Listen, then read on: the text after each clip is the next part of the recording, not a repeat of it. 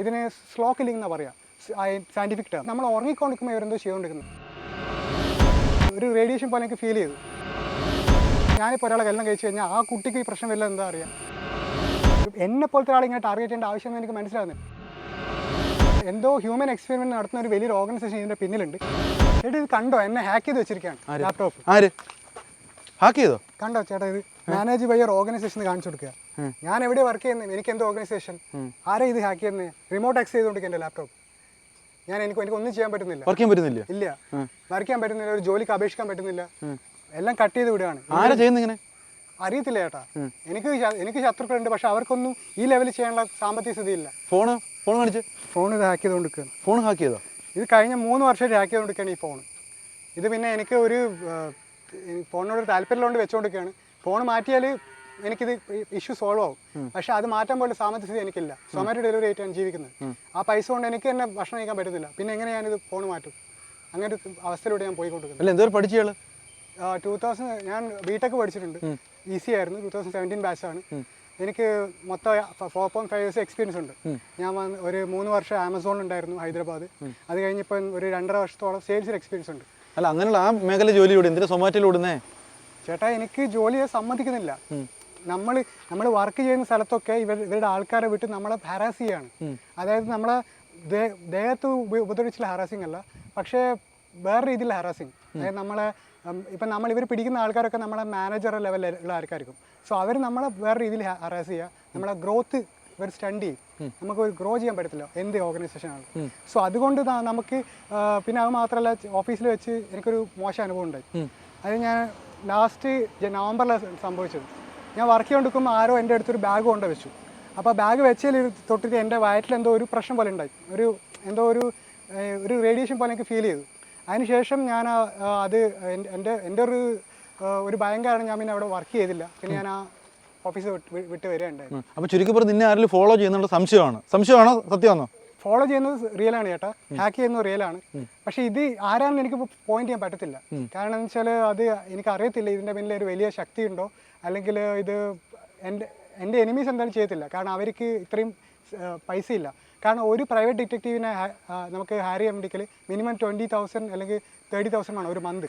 അങ്ങനെയുള്ള പല ആൾക്കാർ ഉപയോഗിക്കേണ്ടെങ്കിൽ അത് വലിയൊരു ടീമായിരിക്കണം. ഈ വൈഫൈ ഒക്കെ കട്ട് ചെയ്യണമെങ്കിൽ ഒരു മനുഷ്യൻ വിചാരിച്ചല്ലേ പറ്റത്തുള്ളൂ, അല്ല ചുമ്മാ വേറെ എങ്ങനെ ചെയ്യാൻ പറ്റിയതൊക്കെ? ചേട്ടാ ഞാൻ സിമ്പിളായിട്ട് പറഞ്ഞുതരാം. നമ്മളിപ്പോൾ എവിടെ താമസിക്കുന്നുള്ള കാര്യം നോക്കിക്കോ. നമ്മളിപ്പോൾ ഒരു വീട്ടിൽ താമസിക്കുകയാണെങ്കിൽ ആ വീട്ടിലെ ആൾക്കാർ ഇവർ പൈസ കൊടുത്ത് വശത്താക്കും.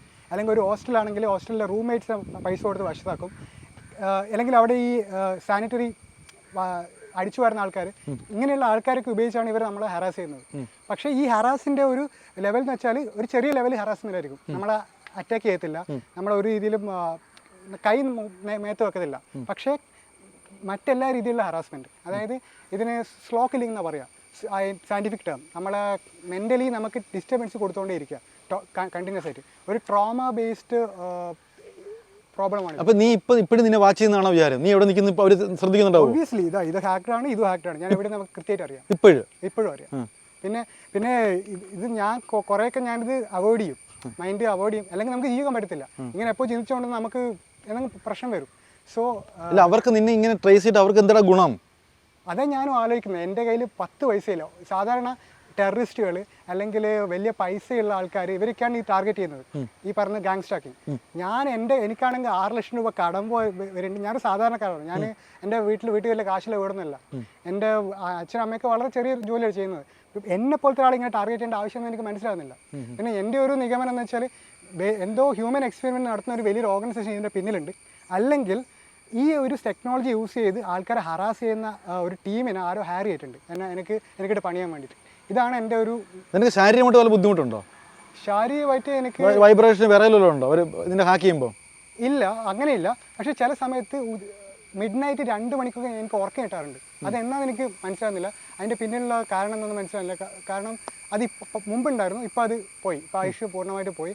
പക്ഷേ എനിക്ക് തോന്നുന്നത് നമ്മൾ ഉറങ്ങിക്കൊണ്ടിരിക്കുമ്പോൾ ഇവരെന്തോ ചെയ്തുകൊണ്ടിരിക്കുന്നത്. നിന്റെ തലച്ചോറിനെ അവർ വാച്ച് ചെയ്യുന്നുണ്ട്. എക്സാക്ട്ലി. നമ്മൾ ഉറങ്ങിക്കൊണ്ടിരിക്കുമ്പോൾ ഇവരെന്തോ ചെയ്യുന്നുണ്ട്. അതിൻ്റെ ടെക്നോളജി എനിക്ക് ഡീറ്റെയിൽ ആയിട്ട് അറിയത്തില്ല. പക്ഷേ ഞാനത് മനസ്സിലാക്കിയെന്ന് വെച്ചാൽ, ഒരു ദിവസം ഞാനൊരു ഹെഡ്സെറ്റ് വെച്ച് ഉറങ്ങി. ആ ദിവസം എനിക്ക് നല്ല ഉറക്കം കിട്ടി. ആ ഹെഡ്സെറ്റ് വെക്കാത്ത ടൈമിന് ഉറക്കം കിട്ടില്ല.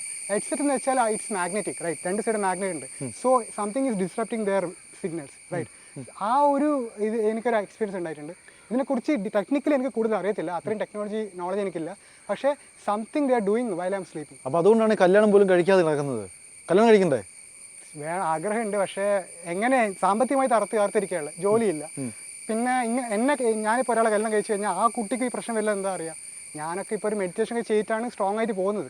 അല്ലെങ്കിൽ ഞാനൊക്കെ തളർന്നു പോയിട്ടുണ്ടാവും പണ്ടേ. ആ ഒരു കപ്പാസിറ്റി ഇല്ലാത്ത ആളാണ് കല്യാണം കഴിക്കുന്നതെങ്കിൽ അവരും ഇതൊക്കെ അനുഭവിക്കേണ്ട ആവശ്യം വരും.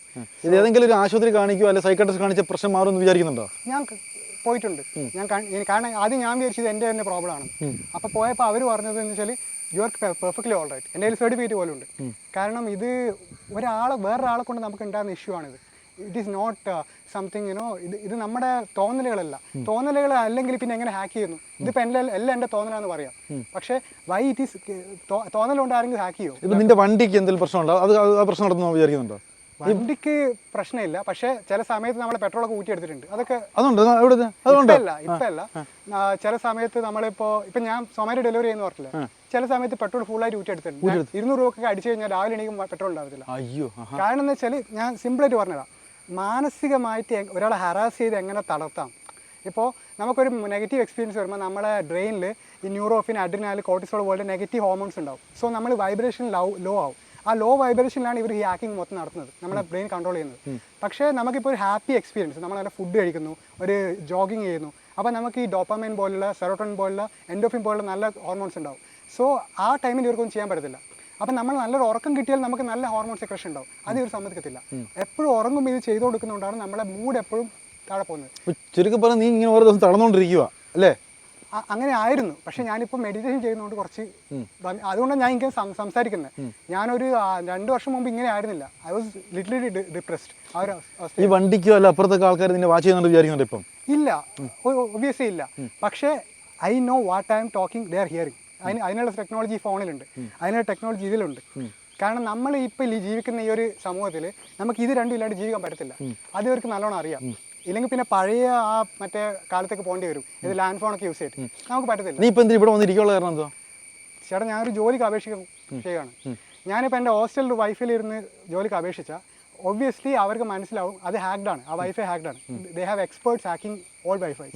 ഇവിടെ വന്നു കഴിഞ്ഞാൽ ഞാൻ ഇവിടെ ചുറ്റും ആരും ഇല്ലാത്തതുകൊണ്ട് എനിക്ക് എൻ്റെ ഫോണിൻ്റെ വൈഫൈ ഇത് മാത്രമേ ഉള്ളൂ. ആ ഒരു സേഫ്റ്റി ഉണ്ടാവും. But still it is hacked. ഞാനിവിടെ ലൊക്കേഷൻ ഓഫ് ചെയ്തിട്ടാണ് ഞാനിവിടെ വന്നത്, അത് കണ്ടുപിടിക്കാൻ. കാരണം വൈഫൈക്ക് ഒരു റേഞ്ച് ഉണ്ടല്ലോ, ആ റേഞ്ചിൻ്റെ അഡ്വാൻറ്റേജ് കിട്ടാൻ ഞാനിവിടെ വന്നു. ഈ സൊമാറ്റോ ഓടുമ്പോൾ ഒരുപക്ഷെ രക്ഷയാണ്, അവർ അങ്ങനെ ട്രേസ് ചെയ്യാൻ പറ്റത്തില്ല, നടന്ന് പൊക്കോണ്ടിരിക്കുമല്ലോ അല്ലേ? അതൊരു ഗുണമാണ്. കാരണം ഒരു സ്ഥലത്ത് ഓഫീസിൽ ഇരുന്ന് വർക്ക് ചെയ്യുമ്പോൾ ഓഫീസ് കൂടിയുള്ള ആളെ വെച്ച് നമുക്ക് എന്ത് ചെയ്യാം, ഈ പരിപാടി ചെയ്യാം. പക്ഷേ ഇങ്ങനെ പറഞ്ഞു നടക്കുമ്പോൾ ഇവിടെ വരാൻ പറ്റത്തില്ല. പക്ഷേ ചില സമയത്ത് നമ്മളെ വേറെ രീതിയിൽ പോയിസൺ ചെയ്യാനൊക്കെ സംഭവം ഉണ്ടായിട്ടുണ്ട്.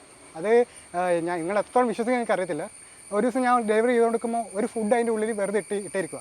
അത് എൻ്റെ ബാഗിൽ നിന്ന് വീണ് പോയതല്ല, ചുമ്മാ ഒരു ഫുഡ് നമ്മളെടുത്ത് കഴിക്കാൻ വേണ്ടിയിട്ട്. സോ ഞാനത് കഴിച്ചില്ല, ഞാനത് ഒഴിവാക്കി വിട്ടു. സോ അതൊക്കെ എനിക്ക് ഇതിൽ ഇടാൻ പറ്റുന്ന ഇതിൽ കൂട്ടാൻ പറ്റത്തില്ല. ബട്ട് സ്റ്റിൽ വലിയൊരു ഹൈ ലെവൽ ഹാക്കിംഗ് ആണ് നടക്കുന്നത്.